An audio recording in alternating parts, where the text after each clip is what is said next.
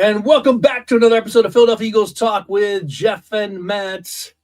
Yes, folks, play the tap music or taps, I should say, not the tap music. It could be a different kind of music. But anyway, taps is playing in the background as the Eagles season comes to an end, to the beaten up, to the backups, to the backups, to the backups in certain positions of the 49ers. So lots to talk about as we catch up here. We've had a few days to let it marinate. Matt and I haven't really talked much since the game. So hopefully Matt's had a chance to kind of digest it as well. And will give us our thoughts on the game. And obviously there's been some news since the end of the season as the Eagles have made some moves and interviews have taken place. And we're going to have a lot to talk about, obviously, in the offseason as far as what the Eagles are going to do in free agency, the draft, and et cetera, et cetera, et cetera. Search for an offensive coordinator, and we'll get into all that. And then shortly after that, we're going to bring on a special and a new guest to the Philadelphia Eagles Talk with Geoff and Matt podcast. And he happens to be a 49er fan, so we'll let him, have his day in the sun here on our program. And we'll get to that here momentarily. Matt, so on to you. Before I give my thoughts, I'll yield the floor to you and give us your thoughts on how this game went down, what your thoughts are, and then I'll give you my thoughts and take it from there. Go ahead. Well, hello, everybody, and welcome to the off season earlier than we wanted. But at the same time as I say earlier than I wanted, I'm not sure there were any surprises in this game other than the fact that the Niners were 5 or 6 deep into their bench to just even field the team for this game. That's the only real surprise that hit me. I think if most Eagles fans were sitting in an interview chair to anybody, they would be saying, yeah, I'm not surprised. This is exactly you are. I mean, how many different coaches have been quoted of Bill Parcells, you are what you are. Like, your record is accurate. You are what you are. And the Eagles are what they are. I don't think anyone's surprised. We all hope, just like Cleveland Browns fans hope in the beginning of a season that their team can actually do something, or the Cowboys fans hope that they can be in a playoff game that's meaningful at the end of the season. And we were hoping, just like Eagles fans that are used to seeing our team in the playoffs, be able to throw some magic switch where everything is all of a sudden not a problem, that what we saw during the regular season was just a facade, that the real team is going to be here. And boy, did that was obvious right from the start. And I think as the game went on, I think Eagles fans were like, yep. And then meanwhile, total rock stars that have been there all season long, probably the MVP of the season, Braden Mann, still booting punts that are like 65, 70 yards, perfectly placed. Yeah. Amazing. So, there was no surprises. It's disappointing. It just seems like, for the reason our season ended, it seems like that could have been figured out probably about 9 weeks ago, and it wasn't. So we'll get into that bit a little bit, but, and just a shout out for our guest, who's a Niners fan, first Niners fan that we've had on the show. He is also one of our number one fans. He's very familiar with the program and a good supporter. We'll be bringing him out. Yep. Yeah, we're going to be bringing him on shortly. He is waiting patiently in the green room, so we will have him on briefly. But I wanted to get our opening thoughts here, and then we'll let him have his time. So the only surprise that I would say, certainly not surprised in how this offense continued to just sputter, spin its wheels, not being able to move again, or being totally inconsistent. First half, able to move the ball relatively okay, pretty good first half, and then again, second half, not able to do anything. And this isn't against a good defense. I mean, Corey might have something to say about that, but I think Corey would even admit when he comes on that, this is a team that, in terms of their defense, they had guys that weren't even in the league a month ago at linebacker. So, and obviously without their 2 defensive stars in their linebacker and Bosa on the line, Fred Warner is who I'm referring to in the linebacker. So, they've been just beaten up, and this offense still was unable to put points on the board at home in a playoff game against a beaten up defense. Just inexcusable. It's been inexcusable all season. It's been a frustrating, painful, I've used that word a few times, to watch this offense this season. I mean, the stars that the Eagles have on offense and the talent they have on the team and not being able to put points on the board. You know, fun fact, 9 straight games, the Eagles did not reach 20 points. 20. No, I've been saying that for weeks. It'd be a miracle if we can score 20 points. You know, Yeah. defense better play well because we can't score 20 points. Yeah. And I wasn't even really paying attention to the stats all that much then. I just had a feeling that we hadn't scored 20 points in a while. And look at, 9 weeks of not scoring 20 points with all of this offense. I mean, Just terrible. It's nuts. That's an insane stat. Yeah, and we knew some heads were going to roll. At least we knew one head was going to roll. We'll get that in a minute. But the other thing is, we got the A.J. Brown once again, an issue, rears his ugly head. Here's a guy did not show up in a huge playoff game. They had the issue with Sirianni and him. I don't know was that before the first half or was it in the second half when that happened? That was early in the game, right? Was it early? Okay. Yeah, so early on in the game, Sirianni and AJ yelling at each other on the sideline. That's never a good sign. I don't want to say it was the first half, but it was as the first half was winding down. Okay. Like they were closing in on the 2-minute warning or just under 2 minutes. They were trying to, I think Nick was trying to be like, let's go. Well, he's trying to get him off the field. Apparently, AJ was taking his time. It was right after one of his drops, I think. And he was taking his time getting off the field as the punt team was coming on. And Sirianni, said something to him, like, get off the field or hurry up and get off the field. And then AJ, took offense to it. And then they had a little shouting match. And just never good optics in a playoff game, especially when your star receiver and coach are going at it. And it's obviously AJ has been a story all season. Going to be a bigger story off season because I've said a few times, I think, on the podcast that I think the Eagles going to move on from him in the off season. Now I think they're going to try to, but there's a lot of different dynamics into that. It's not going to be easy to move him because the Eagles have a huge contract in place with him. And so I think it's like a $42 million dead cap hit if they trade him. So that's going to be the biggest obstacle in moving him because I do think the Eagles are going to try to trade him, but that's a lot of money to eat for nothing. Yeah, how he's eating more than that to get rid of a cancer on a team, though. So we'll see. We'll see. Now here's my big surprise. Everyone's talking about the offense, and there's no doubt the offense was to blame. My biggest surprise was the defense. The defense did not have their best game. Where was the pass rush? Yeah, they need one. Non-existent. So that was surprising. Here's 2 weeks off. They're the more rested team. No pass rush. Very, very little. I think they had 1 sack. Yeah. And I think Carter got the sack. Other than that, Purdy's good at navigating the pocket. And he avoided some pressure, but really not much pressure at all from the defense. And then big plays. All of a sudden, who's the guy? Top of my head, the former Chief there that had the huge game.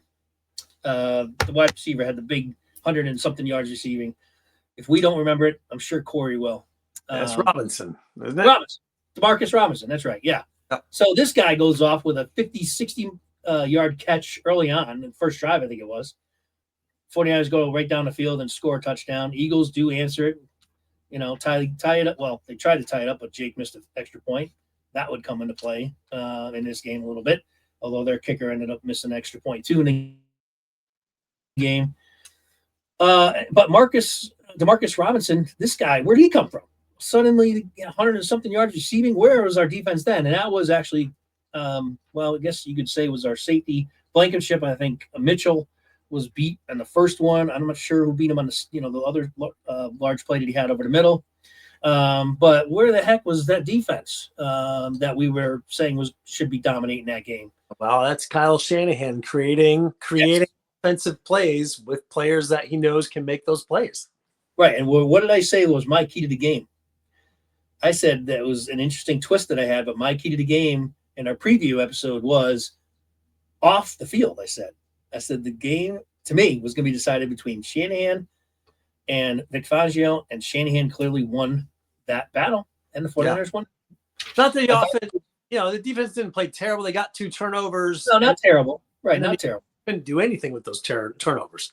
And usually, if you win the turnover game, you're going to win a game in the playoffs. But how many times this year did they give up these big games? I think that's the only 60-yard game they gave up all season. And Demarcus Robinson had it, and then they had another big one later on. It just wasn't. Again, my biggest issue. I mean, those type of plays can happen. Just happen to happen in the playoff game, and with a guy who hasn't been relevant in the NFL for like 9 years, and they didn't even have Kittle. So their biggest weapon, other than McCaffrey, of course, was out of the game in the first quarter with an unfortunate Achilles injury, and the Eagles still could not stop that offense enough to win the game or Pretty keep them insane. up points.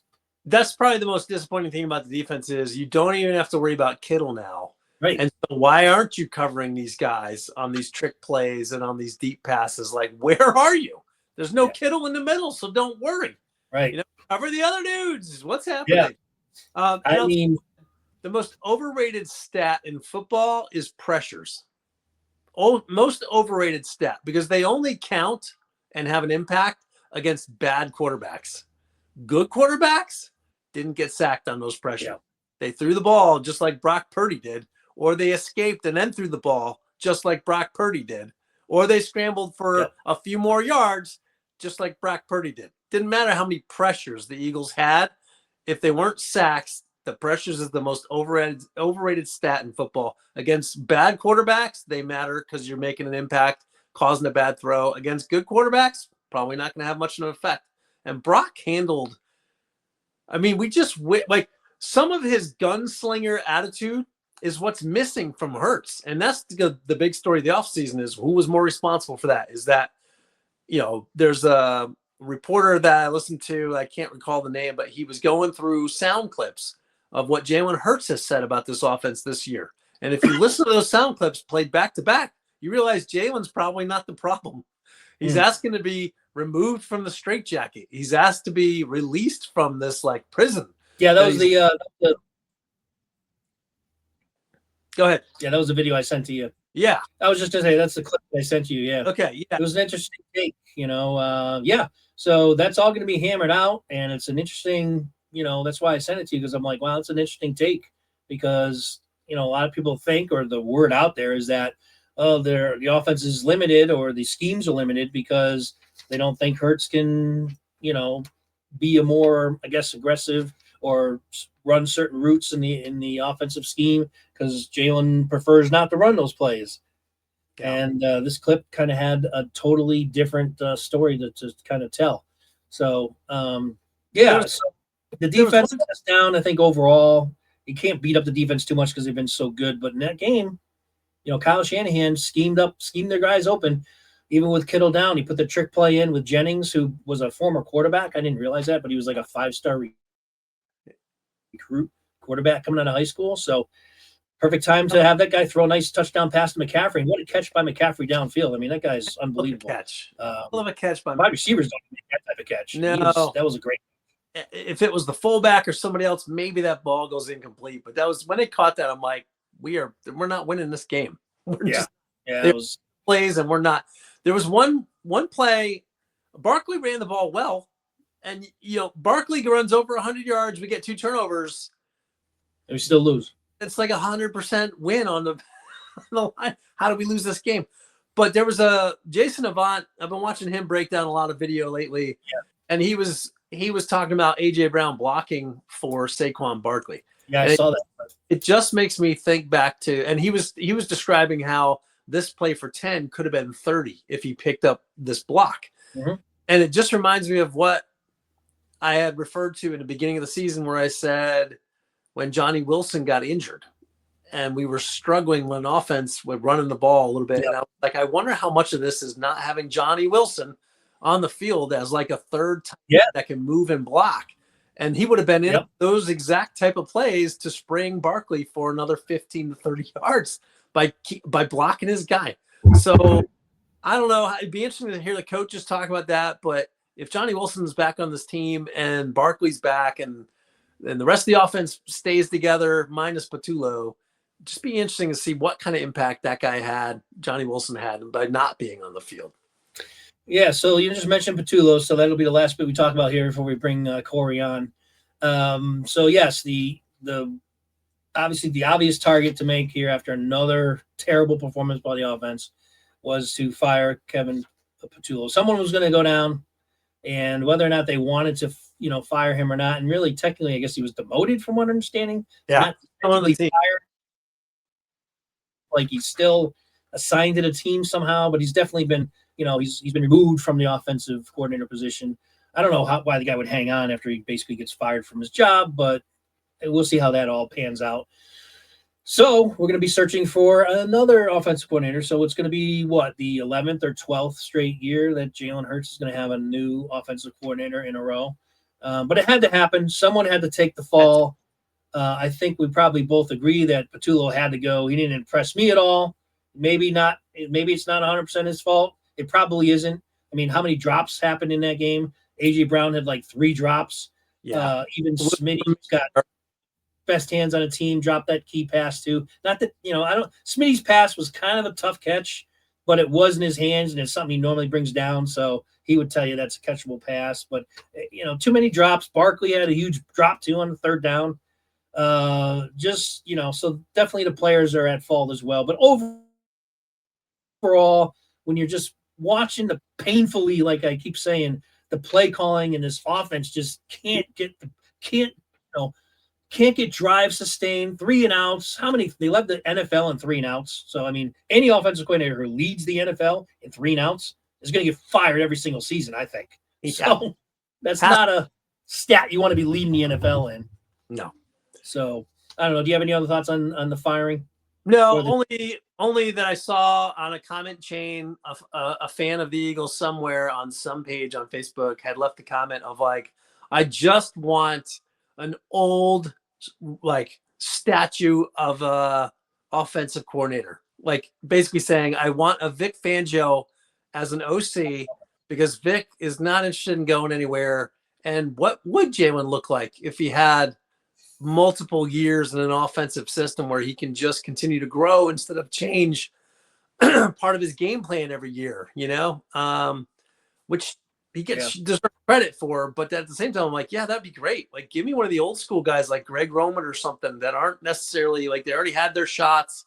They just want to be in the Philadelphia area commit to 3 years to 5 years or something like that. Like that, I think that should be a pretty important question. The young guys that can prove their worth, they're going to move on. They're going to get hired as head coaches, let's see what we can do with some consistency. I would be interested in that. Yeah. We'll see what happens. A lot of coaching openings as well. So a lot of the guys that the Eagles might be looking at to bring in as an offense coordinator are probably looking for head coaching jobs because there's so many of them open. So that's going to play a role into who they're going to be able to bring in. Here's the one thing that I was pondering the last few days is this. I was thinking about this on the way home today. I'm like, because again, just thinking about how frustrating this offense was to watch this year. And I mean, it was just infuriating at times. How many times was I sending you just F-bombs? I was so freaking pissed in this offense. Via text while we're watching the game. Just it was so frustrating. And I'm thinking to myself, even when the Eagles sucked, I mean Rich Kotite years or the time when they had no quarterbacks between Randall Cunningham and McNabb, all those Bubby Bristers, Rodney Peets, the Detmers, trying to think who else we had in between that time frame. But I can't remember even under the Kotite years and the crappiest quarterbacks we had between Cunningham and McNabb. I never, ever remember an offense that couldn't move the freaking ball like this. Right. I remember Irving Fryer, like Hall of Famer type of receiver, being on the Eagles that last year when they finally threw a touchdown pass. It was it was when Doug Peterson was actually quarterbacking the team, or just prior to that, they had a 2-touchdown season through the air. Yeah. It was brutal to watch. Yeah, Peterson was a quarterback just before Donovan was. Yeah. Yeah. So it was either the first year of Andy Reid or the last year of Ray Rhodes. And in that time frame was that time frame that you're talking about where, God, we couldn't even score an offensive touchdown through the air. It was a miracle if it happened. I think we won 3 games maybe that whole season, and just terrible offense. You expected nothing. And Yeah. the only difference is we didn't expect them to actually do anything because we knew they were so bad. Yeah, right. This team, we expect them to do a ton, and then they can't do anything. in the time of a half hour goes by of game time, and all of a sudden they took our magic 8 ball away. Like I don't know. That's inexplicable. It's inexplicable. Yeah, it is so frustrating. I mean, I can't. And this is coming off a Super Bowl season. We are not even a year Nope. removed or closing in on it. Within the same calendar year, the Eagles just were carrying the Lombardi Trophy, and then this offense comes out there and can't move the freaking ball, and can't move it against a team that's got injuries upon injuries upon injuries on defense in the link, and they still can't move the freaking ball. So anyway, I'm starting to get frustrated again. So we're going to bring on a 49ers fans, folks. I'm going to give him some time. And first of all, also thank him for being a fan of the podcast. Corey, welcome to Philadelphia Eagles Talk with Geoff and Matt. And as tough as it is for me to say this, congratulations Thank to the you 49ers for moving on in the playoffs. Can you guys hear me? Yes, we can. Awesome. Yeah, I don't have to say anything bad about Philadelphia. You guys do a great job at doing that. All Philadelphia fans hate Philadelphia for some reason. It's just like Pittsburgh Steelers fans. They hate the Steelers, especially when they've been so good for so long. And San Francisco fans, we just kind of take that tie because it's like out of the playoffs to the Super Bowl, out of the playoffs to the Super Bowl, and you just kind of ride it, until something falls off. I mean, we've had Chip Kelly. You guys had Chip Kelly. Yep. That roller coaster. You know how bad that offense can be and how good it can be at the same time. Yeah. And I just heard a podcast with Alex Smith. His first 7 years, he had 7 different coordinators each year. They fired one halfway through a season and didn't demote him. They booted him out of the door and the coach himself. But I've lived through the Mike Singletary days, I mean, unbelievable coaches, like best friends of owners type stuff. So I know exactly what you guys are going through as far as like OCs. Now your OC this year was not the OC from the Super Bowl. Is that correct? Right. Last Yeah. year? No. Yeah. Well, We had Kellen Moore last year. Yeah. Did he get a job somewhere else? yeah, he's He's a coach on Saints. Gotcha. No wonder I don't see him because he's coaching the New Orleans Saints. Yeah. I mean, I don't watch Saints games, even though they play Tampa Bay twice a year. Yeah. It is what it is. So But yeah, What are your thoughts on the game itself? I mean, what were your expectations going in? And I told Matt, I'm like, when he mentioned that you were interested in coming on, I'm like, yeah, we'll have him on. But I'm like, I thought it was going to be a bloodbath. I thought for sure with all the injuries surmounting, it could go one of two ways. Either Kyle Shanahan is going to surmount a wonderful game plan, and it is going to go exactly and he did not plan on Brock Purdy throwing 2 picks at all, because normally who plans for that and how do you win afterwards? But his game plan was executed superbly. I mean, that's exactly a Kyle Shanahan type of ball. And when they play Seattle, we'll see how that goes because the last time they played, they were both in the 40s, going neck and neck to the last play of the game when Brock came out and won that one as well. I mean, he threw 5 touchdowns in that game. So we'll see how this goes, Was that the first time they played this year? Because I remember the last time they played this year was just a few weeks ago, and didn't Seattle shut down to just a field goal? Mm-hmm. Yeah, Seattle won the last one. They won the first one. Okay. But yeah, it came down to the whole split at the end of the year, depending on who won the last game of the year. Basically won the division and took the crown and took first place. And the Niners came so close, but I mean, here we are. They played Philadelphia. Thought it would be over, but here we are riding it on, and you guys are definitely feeling the pain of that. Yeah. So here's one. Let me ask you this then, because I don't know your background as much as Matt does. So since we're bringing you on here new, what is your story? Like, how'd you become a 49ers fan? Oh, that's a great one. So I'm living in New York, of all places, and I'm like very young. was born in 77. In 1982, the Niners went to the Super Bowl and they ended up winning. Well, they were on the front cover of the Sears catalog. And it was, I'm 5 years old. And she's like, why don't you pick out a helmet so you could have, to display? She thought, of course, pick Giants for sure. I'm 5. I picked what was on the cover. I saw that SF and I loved it.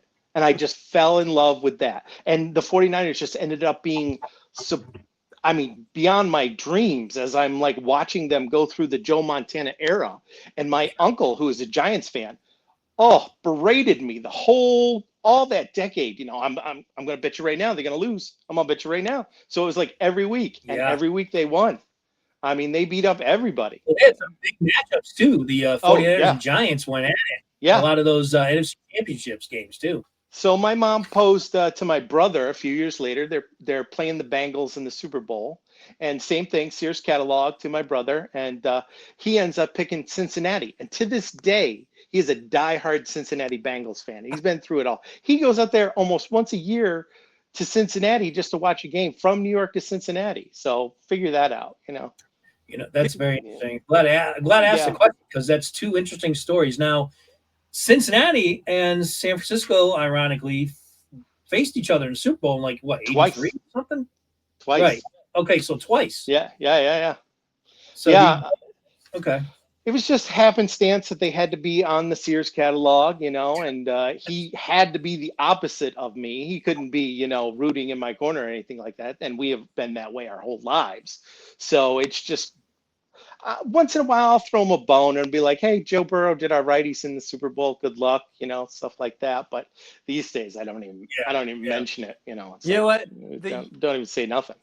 The younger generations of today will never ever come close to even having a shred of understanding of how profoundly impactful a Sears catalog was on people of our age. Yeah. That was the whole thing. It was like Christmas in a book. Christmas catalog. Yep. Yeah. So that's how I became a San Francisco 49er, and my mom fueled it through the years. She bought me the merch, and I had collectibles, and I had the Joe Montana jersey.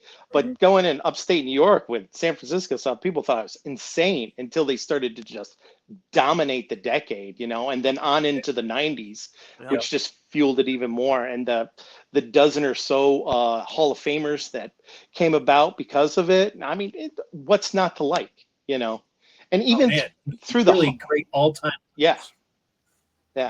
And even through the hard times, we always had the glimmer of hope, and then Jim Harbaugh comes along, reignites the passion, and then you're like, oh, yes. And then the ownership gets in the way, and then you falter for half a decade, and then Kyle Shanahan comes along, and then you're like, hey, it's cool again, and it's like, what's not to hate at this point? Right. So we'll get your thoughts on the upcoming Bears game in a moment, but want to kind of dig into this a little bit more. And kind of to Matt's point about the catalog itself. Yeah, I remember Matt and I were always like, we couldn't wait for that Christmas catalog because that's kind of basically when we would, let our parents know what we wanted for Christmas. We'd like just tear through that thing. So that's one thing it's just kind of ironic. Well, not really ironic. I'm just like, there's no more fans being born from the Sears catalog because there's no more Sears. Right? Been Sears for what, like 15, 10 years? I mean, long time. Sears is not even around anymore. Yeah, not at all. But they used to do that every fall. They would have that matchup on the front cover. And I'm sure they sold millions of helmets. Yep. And now I think a helmet back then cost $20, and I think you couldn't get one now, even the cheapest of ones, for like $200.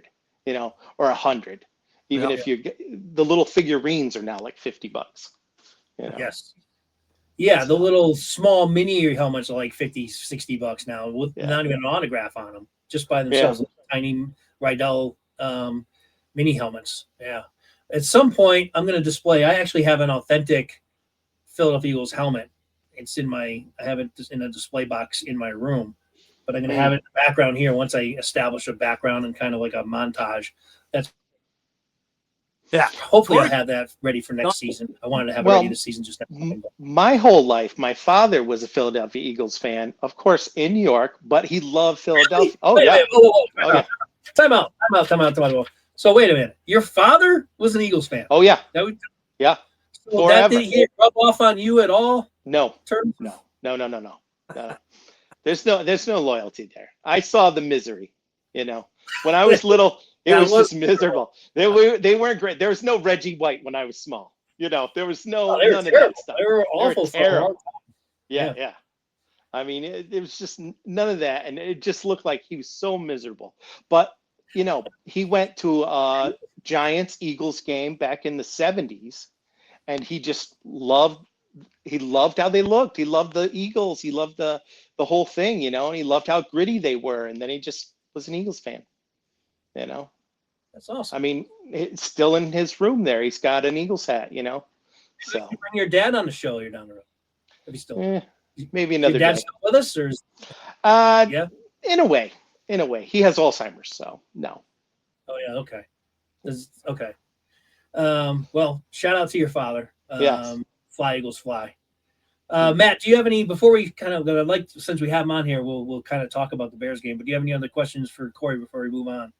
No, not really. Other than he's been hiding that nugget of information that his dad's been an Eagles fan for all the time that I've known him. That's funny that's not come up. I only have one thing to say though about the Niners and Kyle Shanahan and just how impressed the performance was of that offense, because the game plan must have been about 75%, maybe not 75, maybe 50% Kittle and 50% McCaffrey before Kittle gets hurt.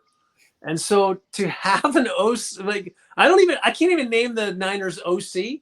And maybe that's my question for Corey is who is I think it is Shanahan. It's probably only in name only because I think Shanahan runs that offense. It is Shanahan. I mean, okay, they do have an understudy, but why even bother? Yeah. I mean, until he gets named OC, why even bother? To pivot away from a game plan that would have been so focused on Kittle and to involve Jennings, to involve a trick play that goes down perfectly between Jennings throwing a touchdown to McCaffrey. Well, that was like doing a Philly special on Philly. True. I mean, that was just like, come on, let me stick it to you now. Yeah, before you got on, Corey, though, my brother and I were complaining about how do you leave the middle of why Kittle's not even in the game at that point. Like, you don't even have to worry about him, and yet you have zero awareness going on for what's happening around you. Like, where's McCaffrey? I think you have to remember how bruising that offensive line of the 49ers is. They were good. When you're going up against Trent Williams, well, that was the big thing. Dominant. Pass rush. Your offensive line played really well with Trent Williams coming back. I mean, I know Trent Williams is an all-time great, but I didn't realize the rest of your line was as good as it was because it shut down our pass rush. It was non-existent. So here's a great stat. Without Trent Williams, the Niners in the last 4 years are 4-13 without him. Yeah. With Trent Williams, they're almost 80%. Wow. I mean, they're dominant when it comes to like that side of the ball because they can run, they can pass. Nobody's getting past him, I mean, he's just a force. It's going to be sad when he retires. Eagles have a similar type record without Lane Johnson. And, of course, we were hoping to have Lane back in this game, but he couldn't quite give it a go. So, we can understand that type of sort of ratio when you're missing your best, offensive lineman. I'm just crossing my fingers Warner comes back for the Seattle game, and we just get him, we get to the point where we're all ready to play ball, But, I mean, maybe Pearsall comes back sometime. Tricky injury, but we'll see. Yeah, you know what? I keep saying, I just caught myself now. I just realized I've been saying you guys are playing the Bears, but you're not playing the Bears. You're playing Seattle, right? Yeah. The Bears are playing the Rams. So the Rams. You guys are probably like, what the hell are you talking about, Geoff? Yeah, so sorry about that. Yeah, so you guys That's all right. Rematch with Seattle, which they're definitely beatable, and you guys know that. Yeah, but that 12th man and their defense is sneaky good. Sneaky good. They are, and they know you guys well. You know them well, but now you're down one of your biggest weapons. If we were going up against the Rams, Shanahan has McVay's number. I'd be like, this is a win. we're Mhm. on to the championship game. But I don't know. Seattle's still a mystery. The coach is so new and this situation is so new. I don't think there's enough film on them to really say, have we seen all their plays? No, but I tell you what, what's the status of Warner? He's not going to be able to come back this week, right? If you listen to Trent Williams, he's back. I mean, he's practicing. So there's Right. is flirting with it. I would love him to flirt on the field, but really, who He's knows? a great player. He is a great, great player. Game changer. I mean, you put Yeah. him out there in the middle, you're not passing the ball in the middle. It's just And McCaffrey, you can't talk enough about that guy. He is such a freaking stud player. Oh, there's a rumor out there that he's stealing souls of down players to generate all this energy to propel himself into like this super stratosphere that he's playing at right now. He's so good. I mean, little we black. know, but man, Yeah. to watch him up close, we see highlights obviously as an Eagle fans, and certainly we watch 49er games occasionally. But just see him playing, just to play against him, you just see how talented, how freaking awesome he is, clutch he is. He just does it all. He's such a good player. Definitely Hall of Famer. I mean, there's no doubt he's going to be Hall of Fame. He's a great back. He's a fantastic wide receiver out of the flat. I mean, he's got it all. He definitely. I mean, him and Saquon, 1A, 1B. Really just fantastic. He's a players. much bigger dual threat than Saquon is, though. That's the difference there. Yeah, but I like Saquon's power out of the backfield. So. Yeah. Oh yeah, no, I mean running wise, they're very much on the same. But I think what distinguishes McCaffrey is the fact that, like, I mean, look what he did. You don't see Barkley going downfield 30 yards and catching a pass like that ever. That catch was amazing. He had that ball for about 20 yards in the air. But if McCaffrey's dad, I mean, one of the better clutch wide receivers ever. Played for the Broncos, right? Wasn't he a Bronco? Yeah. Oh, he was. I think he was in Indianapolis too for a little bit. He was all over. Journeyman. Oh, yeah. Well, yeah. So Matt and I are, we're kind of thinking about the off season. We're gonna have some upcoming shows to talk about. We got to recap our predictions. We always do like a preseason. You might have watched it. And by the way, thank you for your support throughout the season and commenting. I haven't seen him in a while, but I'll give you a break. You got to remember the name. You did mention I was Cody in Tampa Bay there, so I know I just say that. Corey. That's right. I actually asked Matt right before the show. I'm like, it's Cody, right? He's like, no. Well, I still butcher the Eagle players' names too. I'm kind of getting known for that. So no, it's okay. It's just I get into these rhythms in the morning where I'm watching podcasts, and it just so happens that you guys have fallen out of rhythm, but I should be picking up a new rhythm here pretty soon, so I'll get back into it eventually. Well, we're going to continue to talk about the playoffs. We'll probably cut down to maybe one show now per week rather than two, obviously, because you guys knocked us out. Thank you very much. But off season is going to be interesting because we talk about it'll be interesting from an Eagles standpoint, but we'll probably talk about if you guys continue to go, say you guys win the Super Bowl, who knows? It's wide open this year. That's the whole thing. Matt and I said this, when the playoffs started. It's like this is a wide open season. There's no like juggernaut team out there, so anything can happen. It would be nice. I mean, if my Niners get knocked out, God forbid, but if they do, I'd probably start rooting for that Josh Allen up there in Buffalo. I'd love to see him put a ring in Buffalo's corner there. One of those teams that just deserve, or one of that areas that are just great fans that deserve that's another Lombardi trophy. A lot of trial and tribulations, because we all grew up when we watched them go to 4 straight Super Bowls and lose them all. Yeah. So that's devastating. Always lost to the Giants. Right. Oh, I was cheering for them when they were playing the Cowboys. They did not go their way at all. Yeah.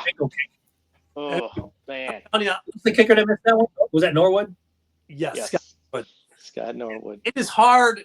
It's hard for me, though, with the Eagles being out, not to for this Niners team, just because of the way that they played, the impressive way that they handled the Eagles. And if they can stop the run against the Seahawks and make Darnold and that team one-dimensional on offense, between Purdy and the running game, and like you said, a healthy Trent Williams and a good offensive line. Yeah, I could definitely see them if they get through Seattle I could see them beating the Rams or the Bears. Mhm. I could see, because the Bears, I actually think they would beat the Bears handily because their defensive line is so bad against the run. I think they could just run all day against them. McCaffrey could have a big game. Yeah. Big game. I mean, maybe we couldn't stop the offense because their offense, Jekyll and Hyde, with that just craziness. They could be disappeared in 3 quarters and all of a sudden scored 30 in the fourth. Yeah, and That's what they've done all season. Kind of got the slow starts and then rally every single game. Yeah. That's like become a mantra this season. Oh, I know you wish Philadelphia could do that. I mean, I watched some of those games and I'm like, why is it in the teens? You know, you guys got AJ Brown, you got Saquon Barkley. right. It's like it just should not be that way. No. It should never be that way. No. You know. Nope. And if the Niners win those 2 games, they get a home game for the Super Bowl. Oh, I know. Right. That's true. Yeah. Tell Which me I don't about think has ever happened before, right? it. No. Oh no, Tampa Bay had it. Tampa Bay, Brady, that COVID year. Yeah. His Yeah. last Super Bowl. Yeah, Oh, that was in Tampa? that was in Tampa to nobody. Okay. You know, there was basically just medical staff and an empty stadium. That was such a weird Super Bowl. Most watched Super Bowl TV That's wise, but just empty stadium. Yeah. Yeah, so disappointing. And it's tough to win in Philadelphia. But you guys came into our house and They took were, it from us.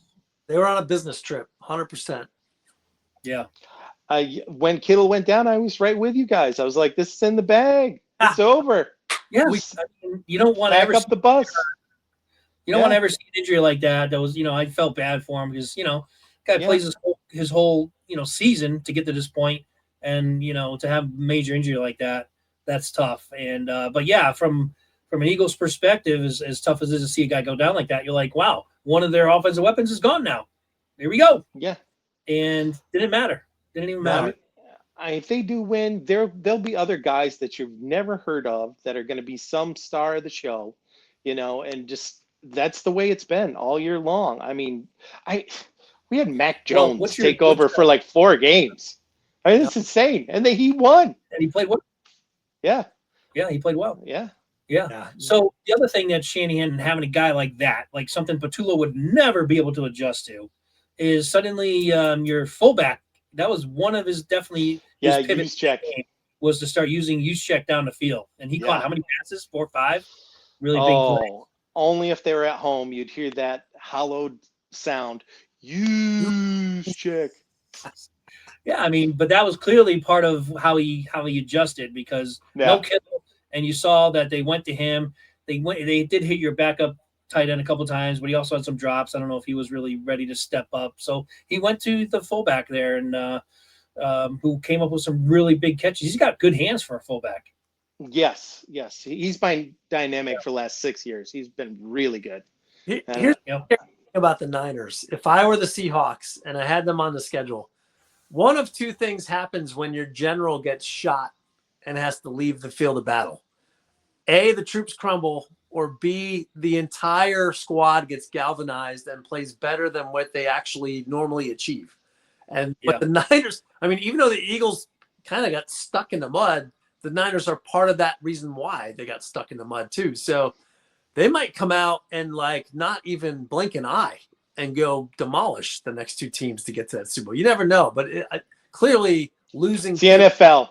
Yeah, it's the NFL, but I didn't feel like the Niners got demoralized by Kittle's loss. I felt like no. I think they're inspired by him. Yeah.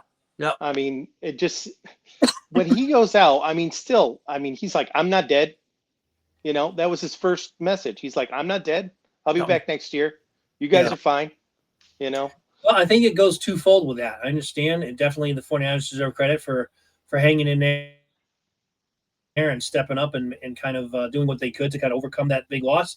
Secondly, the Eagles just kept sputtering in the mud, giving them every chance to hang in the game. I mean, they couldn't step on the throat and finish them off. That's the point where you got to go pedal to the metal and capitalize on that. They couldn't capitalize on their interceptions. Like you mentioned, Purdy threw 2 picks. They got 3 points off of both of those interceptions that set them up at midfield. Then there was the botched punt that you guys had. that the Eagles got it right at midfield again, or right around midfield. They didn't do anything with it either. So 3 times they even got set up right at midfield, and they got 3 freaking points.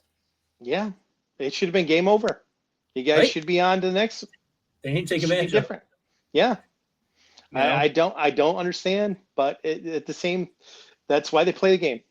You know. Yeah, and again, 49ers deserve credit for hanging in there and stopping them. And the Eagles. I just noticed my banner changed. Themselves in the foot. It did. You know? Yeah. What's that? You got a It's- cardinal up there. I see that. I'm like, oh man, that's just perfect. I Really? just want to tell you about this cup here that your brother got me for my birthday. So I had to display that. You know, I don't know if you noticed it, but Let me put my glasses back on. yeah, put your glasses on. It's quite the cup. So this is not my idea. Your Yeah. brother purchased this for me for my birthday. So I don't know if you see that. It's got a nice. It's got that. That kind of like number 1 feeling, you That know. number 1 is in the middle of the cup. So as you drink your drink down, you get. Do you notice what's poured in it? I was gonna say, what's your drink of choice this evening? I Pappy. can't. It's too far in the back. I can't see it. No problem. He's like, no problem. Over the shoulder. Go with the redwood. I gotta zoom in on that. Can I zoom? Yeah. What's he got? Oh, Pappy Van Winkle. Right. That's Old Rip 10. Yeah. So Jeff, that's So, definitely his best out of all those bottles back there. oh no, not my best. Not It's your very good. I know. I'll get shit for that. He's He's like that. yeah. Corey's a collector. He's got a lot of whiskeys back there that are good. Nice. Yeah. He could have his own pot whiskeys. So real quick, so how do you guys know each other? I don't know if I know that backstory. I don't know if Matt ever told me. I know He- Corey, my neighbor, through our mutual room. So did I ever meet Corey? No, not yet. Yeah, you've missed him when he's been up. So yeah, Okay. Corey's got to travel quite a ways to get up here, but he's from the here. I visit often, so Gotcha. we might run into each other once. Yeah, because I do run into quite a few of Matt's either neighbors, ex-neighbors occasionally, and so I thought maybe at some I've hooked Matt up more than once point with. we did, Yeah, big time. I appreciate that. Big time. Yeah. And introduce me all to right, cool.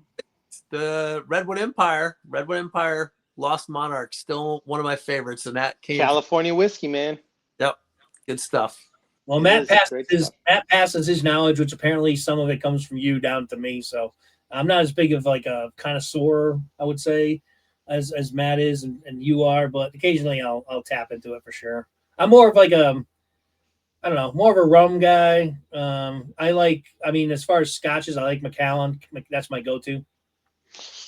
I got a few of those. I'm Good sure one. you did. I'd pan around, but I don't think you can zoom in on this camera, can you? No, it's just too far in the background. Yeah.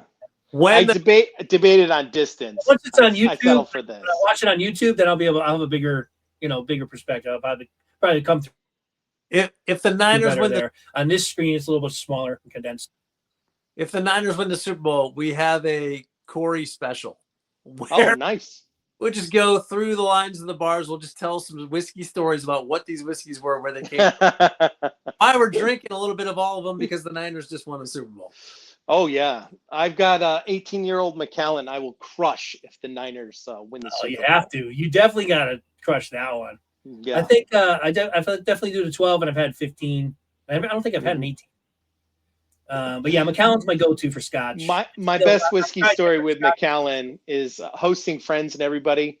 I watched one guy take one of my rarest Macallans and fill a solo cup, just like that, and just topped it off and handed it back to me. It was empty. I was like, enjoy, because you just poured yourself a lot of money in that cup. So Yep. he takes the whole solo cup, downs it, empties it, puts it down, and then passes out. Yeah. Yeah. It was epic. Oh. Yeah. Yep. You always Yeah, have- we'll definitely, if the 49ers make it, we'll do a we'll do a shot in a tribute to the 49ers and Corey, and we'll figure out which one that is. We'll let you lead that one if it happens. You're not too far away. What do you need? 3 more wins, right? Or 2 more wins? Got to beat the Seattle and winner of the 2 more and we're in the Super Bowl. Yeah, winner of the Bears and Rams game. Yeah, if you see the Rams, if the Rams upset the Bears, which that should be a good game. I think that's going to be a shootout. I think the Rams will win that game. I've been high on the Rams. That's been my pick. I don't know. The Rams have been really weird the last. I thought they had this in the bag. They have. That's true. I just think they still have the most talent out there. It's true. But we'll see. I think they have the most accomplished quarterback, so I think they could definitely end up in the Super Bowl. Wouldn't be a surprise. Wouldn't be a surprise, Yeah, that's what I'm saying. I mean, I kind of been on the Rams bandwagon. I just thought that they've been the most consistent team, although they have had some hiccups. They almost hiccuped last week. Yeah, they had the division until the last 5 games. True, too. I mean, they had it sewn up. I was like convinced. Maybe the Niners will be in the wild card, but then all of a sudden they really started to falter. Yeah, your biggest. I definitely think the 49ers can win that game. I think you're going to have to count on in order to pull this off and beat Seattle with the 12th man and all that we're talking about. And they got a good defense. They have a good offense. You have to count on probably a couple Donaldson picks, which he can do. Sam, for sure. That is bothering the crap out of me seeing that damn big Cardinal back there. Oh, rather see nothing. Yeah, I keep catching it in the reflection. Right. So I'm like, Matt, you got any other? Gotcha. No, we're closing in on an hour. Any other topics you want to talk about league wide? We kind of dove into this. I mean, we can make our picks. I guess we can make our picks for that game or the other games as well. Maybe wrap up the show at that point. Let's give our predictions for the Niners, Seahawks, and the Bears and Rams. Let's do that. Wrap. So I don't know. Corey's the guest. Do you want to go first or last, Corey, with the predictions? I'll go first. Okay. I think that the Bears beat the Rams. I think the Niners beat the Seattle, of course, and I think Buffalo wins. And I'm kind of a pick 'em on the other game, so we can go either way. In the AFC, Buffalo's playing who? Is it Buffalo, New England? It's not Buffalo, New England yet, right? No, New England's No, playing. I believe it's Broncos. I believe they're playing the Broncos. Yeah, Houston, Patriots. Yeah. Yeah. And Broncos, Bills. Oh, Broncos, Bills. That's right. Okay. And Patriots are in Houston. Or Houston's in New England. No, Houston's in New England. Yeah. Man, that's it close. Yeah, those games are hard to predict. I've been talking up that Houston defense all season. Matt can tell you. This podcast I've been talking about how I think the Texans is. They're very good. It's such a good defense. It'll be interesting to see Drake May going against probably the best defense in the league. I think you probably say that at this point. He'll definitely be tested for all those fans that are saying, "Oh, he hasn't played anybody." Well, he's going to play that good defense. So yeah, I would say I still can't trust Sam Darnold to win a game in the playoffs. So even as banged up as the Niners are, I'm going to trust that Shanahan finds a way to use McCaffrey and maybe Tungus, the tight end, and maybe a couple trick plays more to just stay with the Hawks. That's all they got to do. They just got to stay with them and keep it close because Sam will choke, I think. But hang in the game like they did against the Eagles. Just hang in there and make a play. Yes. But they do have to stop that Seattle running game. So they've got to handle Charbonneau and Kenneth Walker Jr. out of the backfield. But if they could do that, I would say that game is going to be in the upper 20s. So I'd say 28, which is a weird number for San Francisco, but I'm going to go 28-24. How about that? 28-24 San Francisco. Okay, I'll just add that you got to watch out for Jackson Smith Enigma too. Is that his name? Jackson Smith Enigma? Yep. He has led the league in receiving this year. He's a dangerous weapon. He's the go-to receiver there. Strange is a pretty kind of sneaky tight end as well to look out for. And obviously Matt mentioned the running game. That is probably their strength. Charbonneau's a tough guy, good goal line back. And then you got Walker's like the multi-purpose back who's really good too. So, I mean, it's tough to play that team and win in Seattle, though. That 12 man is legit, especially for the Eagles. You guys, I'm sure, have won many more games there than the Eagles have. Most of the time, the Eagles go there and get their asses kicked. It's not even a competitive game. Even when the Eagles have good teams, they go to Seattle and just get crushed. Yeah. So, 12th man is tough. It's one of the loudest. It is the real deal. There's no doubt it's a factor. Man, I have to say, I don't know. I think the 49ers, I just think they're at some point it's like, yes, they keep being resilient, which is to their credit, but I think they're really going to miss. They may not have missed Kittle so much in the Eagle game, but I think they'll probably miss him more in the Seattle battle, and it might be enough to turn the tide in this one. Again, the wild card is Donald. So, yeah, is he going to throw 2 or 3 picks in the game? You know, the key to him, you give him to. Here's why. I guess this is the way more I think about it is the 49ers' weakness right now is lack of a pass rush, right? I think they're last in the NFL in sacks going into the Eagle game. Now, it didn't matter in the Eagle game, but this game it might because Darnold, if you give him time, he will tear you up. I mean, he is a good quarterback if he has time. When he gets in trouble is when he is rushed out of the pocket or has to leave the pocket. That's when he throws his picks. So if the 49ers can get pressure on him, then this is going to be a much closer game. But if they can't get to him when they've struggled getting to quarterbacks this year, Darnold might, put up a pretty good game. So I don't know. I think it's going to be a close game. I'm looking at, I don't think it'll be as high scoring. I'm looking at like 27 to 16. I'll go with Seattle. 27. Something like that. Okay. All right. Well, all right. So what other game you want to touch on? Let's talk about how about the Bears and Rams. Now, I know you gave your picks already, Corey. What do you think about the Bears Rams? God, the Bears. I love their magic. Right, the Bears. If they've got magic still left in the hat, they can pull plays out of their butts. Yeah, and win. Caleb Williams is a mystery at this point. All year they've done. I'm rooting for the Bears, so I'm going to go with a homer pick on that one too. I want to see the Bears win, so I'll say 20. Bears 24, Rams 20 in that one.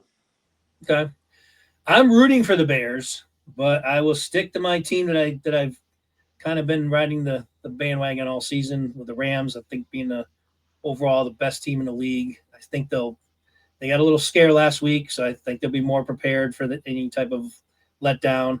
Plus, Carolina has played them well twice this year. Sometimes matchups make games, and Carolina just seems to hang in there versus the Rams and play them hard. It'll be tough to beat the Bears on the road. That's another. I mean, that's loud. That stadium. Every time I see the Bears, in the last couple of times, on TV, the Bears that you can hear the fans coming through. So they're pumped up in Chicago because they haven't seen a team, a playoff team in a while. Man, Caleb Williams has got that magic. He's proven time and time again that he's clutch and can rally that team. Doesn't matter how many points they're down. It wouldn't surprise me if the Bears win, but I'm going to stick with the Rams. I think it'll be a high-scoring game. I'm going to go 31-27 Rams. Okay. So that will wrap up the NFC. So let's go over to the AFC now. So let's start with. Can I add with the Bears? The Bears have one of the most interesting stats. Like, their lowest defense, but they have the most takeaways. I mean, figure that out. I mean, they have the most interceptions. They have the most fumble recoveries. It's Jekyll and Hyde. Hyde. Turnover-based defense. Yeah. Yeah. One other note about that game too, because it's what's been the Achilles heel of the Rams all season has been their special teams. They keep giving up block punts, block field goals, returns. The Bears are probably good at that and gone to work on that too. We're talking about the turnovers and everything that they create.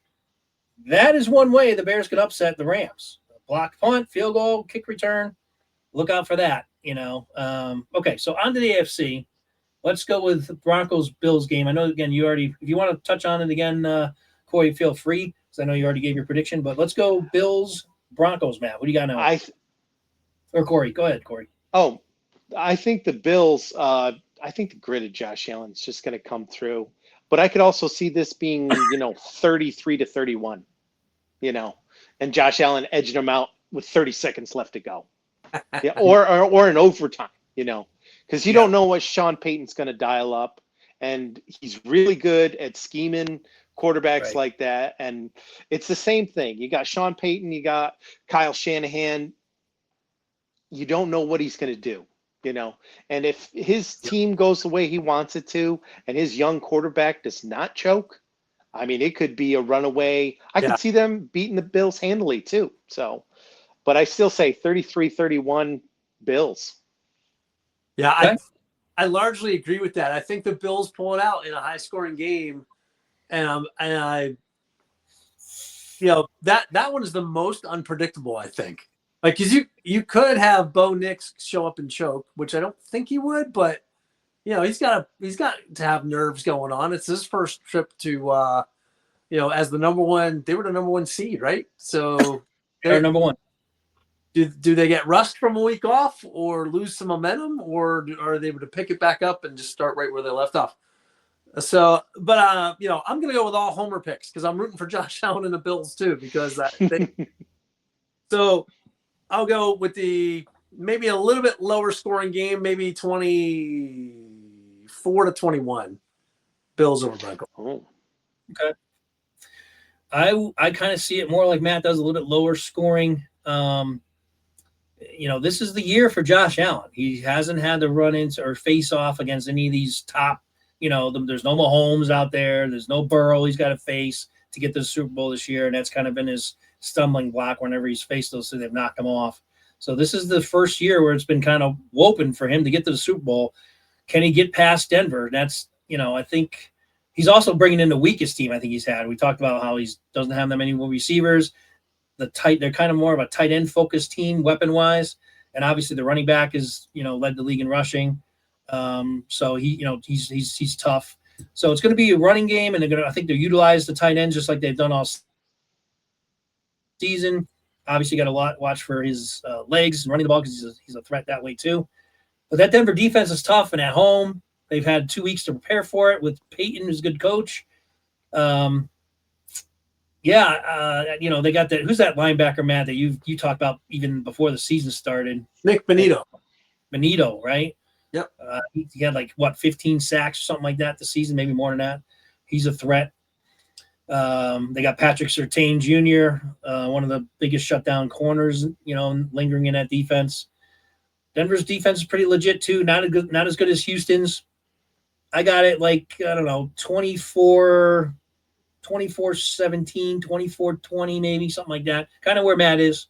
And who do I pick? I really think this game can go either way. It's a coin flip for me. It really is. I think Denver's going to pull it off. And I'm going to be rooting for Bills. I do. I got a little bit of sympathy strings for the 4 straight Super Bowl losses. I'd like to see them get there this year, but I think Denver's going to knock them off in a close game. If Allen's got the ball with 2 minutes to go, though, I think he'll pull it out. But I'll stick with Denver in a close one. All right. One game left. Last and least, Houston, that defense travels against the boy wonder, Drake May, who's had a freaking sensational year. By the way, real quick, talking about May, who's your MVP pick for the season? Is it Stafford or would you go May? And why is that? I'll ask you both, and then I'll give you my answer. I go ahead, Matt. I think May deserves it more. May is playing on an offensive scheme where he's a second-year quarterback, right? Second year. Yep. Second year. He doesn't have Puka Nacua or Devontae Adams. He has a Patriot roster like they first won when Belichick and Brady got together. Who's their wide receiver? Booty. I don't even know. Definitely does not have the weapons that Stafford has. There's no question. But to the Rams' defense, you can counter that by saying, well, the Rams have played a much, much more difficult schedule than the Patriots. That's what I was going to say. Matthew Stafford's gone through if you look at the Patriots, they've gone through the easiest schedule by the metrics of any team in the NFL. Mm-hmm. And then you look at Stafford. If I had a vote, I'd give it to Christian McCaffrey, really. You know, I would. I wouldn't even like consider these two, but you know, I don't think there's a single Eagle gotta be fan a quarterback. It's that would gotta do be a that. quarterback. So we got to give it to Matthew Stafford. You Like know, Barkley last year ran for over 2,000 yards, and he didn't win. yes, he Yep. should have won. They have the offensive award, which I hate. It's almost like offensive to me. Yeah, I mean, it's just like insane because they'll turn around, they'll give him that like a pat on the back. Thanks for trying. But when's the last time we actually had an MVP that wasn't a quarterback? You know? Ah, That'd God. be fantastic to I see. can't remember. I think it was Adrian Peterson, wasn't it? Adrian Peterson, maybe? Yeah, I can't remember. and that was a real pick 'em because they were like, well, he might have set the record, but it's like he's a Yeah. running back, you know. Yeah. And it was on a team that wasn't that great that year, you know. Right. So when the Patriots beat the Texans, Oh, we know Matt's prediction. proves that you can beat a good defense. Yes. We'll revisit. The problem is the votes are already in, though. Yeah, it is. Before already- they even play the playoffs. Yeah, they vote before the playoffs start, so the voting has already been done. So They wait for the announcement. yeah, very good points on the strength of schedule. But every time I watch Drake May play, I'm like, that is the next great thrower of the football. Like he's up there, his ability to read the field, to maneuver in the pocket, to still keep his eyes downfield, and have a little bit of scramble ability. It's like you see elements of Montana, you see elements of Brady, you see elements of Joe Burrow, like the best throwers of the game. The throw he made last week to the tight end, Hunter Henry, Yeah, perfectly placed. yeah, Like tight spiral and everything. Yeah, so, I'm a Drake May guy, and I appreciate Stafford, but I would be going. You take Drake May and put any other quarterback on that offense, and they don't come close to even having that good record against bad teams. You put any other quarterback on the Rams, and again with Puka, with Kieran Williams, with the rest of that Sean McVay offense, they don't need him. He's not the most valuable player in the league, whereas May would be. At least, yeah. but that's my personal opinion. We'll find. I think you might. Drake will Matt probably might have win. just decided. I think it's close, very, very close. I definitely think that May has done more with less. I think we can all agree with that. I think we all agree strength of schedules to Stafford's side. But when it comes right down to it, I think Matt just kind of broke the tie for me because, you know, any other quarterback, how many wins would the Patriots have if they had someone else in there? Probably 2 or 3 less wins minimum, more than likely. And the Rams, if you know, with all the weapons they still have, Devontae Adams, you know, Puka Nacua, the running backs, the tight ends are good over there. One of the better coaches in the league too. Not that Vrabel's not a good coach, but obviously McVay is a top tier coach. I would give a slight advantage to May, but it's close. Like I'm okay with either one winning. I'm not going to be pissed or anything, or one guy got robbed. But I think it really is that close. I think either one could win it, and it would be deserving. I'll probably give the slight edge to May for the MVP. I would agree, though. But we'll see. I wouldn't be surprised with Both. McCaffrey beats them both. Yep. That'd be awesome. Yeah. Okay. So, Matt, did you make your prediction there? Oh, well, you said you led with Houston's going to win, or no, you said when the Patriots win. So Drake beats the Texans. And so what's your score? I think that one's going to actually be pretty high scoring.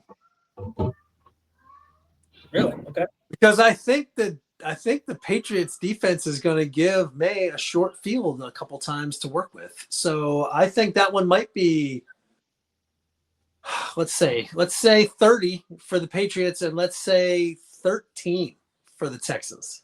Wow. So you don't even see a competitive game, really, right? I could be way off, but that's where my heart. All right. I'm going to side with Matt on that. I'm going to say that the Patriots beat the Texans 28-14. I don't think it's going to be close. I think Okay, CJ Stroud, I watched him bounce the ball into so many linemen in front of him during that game. It was like he just hit everybody. I was just dumbfounded by who he was throwing it to. Yeah, he didn't play well. You're right. They don't. Nico Collins, he's out. Yeah. Nico may very well. I was just going to say he had what looks like a severe concussion. So it's possible he may not make it back and pass the protocol before the game. So if they're without him, he is by far their best weapon offensively. Kirk stepped up, though, in his absence, but can you expect him to do that again? He hasn't done that in 3 years. So that's probably going to be the key. But I definitely I can't see it being a blowout or like a 2-touchdown difference. Well, I don't see it that because I just don't think that Texans defense is just too good. I see a lower scoring game. I see it around. What's that? I'm just saying. I'm seeing like a 19. Yeah, I didn't mean like to a cut you off. 17-10, something like that. Like I really see a low scoring. Both teams will struggle to get the 20. It'll be something like, either if they do get 20, it'd be like 20 or 21. That's about it. Something like that. 20-17, 20-13. I really see a low scoring game. I just pray for it's just like last weekend where they were all tight. All the games were good until the last one. Great weekend of football. I'll just remind us all where we started this conversation about the coaches. And you got Josh McDaniels scheming against that Texans defense. Yeah. Will be loaded with little dump passes just over the line of scrimmage to the Travion Henderson, to Ramondre Stevenson, to the tight end. They're going to have Drake May well prepared, just like they did with Brady, to defeat all of that with just short, accurate passes. That's where I'm coming from. That's why I think they're going to win. I don't think you're giving his defense enough respect. I'm not, but probably not. And when Nick's back on the show, he can crush me if they crush the Patriots. Yeah, that's true. I don't know if Nick's watching, but shout out to Nick if he is watching. He's going to come at you with some fire if that happens. Oh, yeah. Earned it. All right, let's wrap up the show. Any closing comments? Nick, once again, thanks for joining us. Appreciate having you on. Thanks for letting me come on, guys. Congratulations. Good luck to your 49ers. And any closing comments? Or do you want to point out and recommend something else behind your back there? Any of these are good. Any of this. You just take one off the shelf. You'll be fine. Gotcha. Good football. That's all I'm looking forward to. Close game, like Corey said. All you can ask. Yep. That's right. Matt, closing comments? Good? I'm glad there's no Monday night playoff game. I'll go with that as the closing comment for this week. No Monday night playoff game. Yeah. That team's. Were you surprised that you have some Steeler fans as friends. Were they surprised that Tomlin stepped down? No, they were happy. They were all happy. Yep. Yeah. Probably was time. It's been there a while. All right. I think you'd be good on TV, by the way. I think Tomlin, if he wants like a TV gig, I think he'll be good on TV, personally. We'll see in the offseason.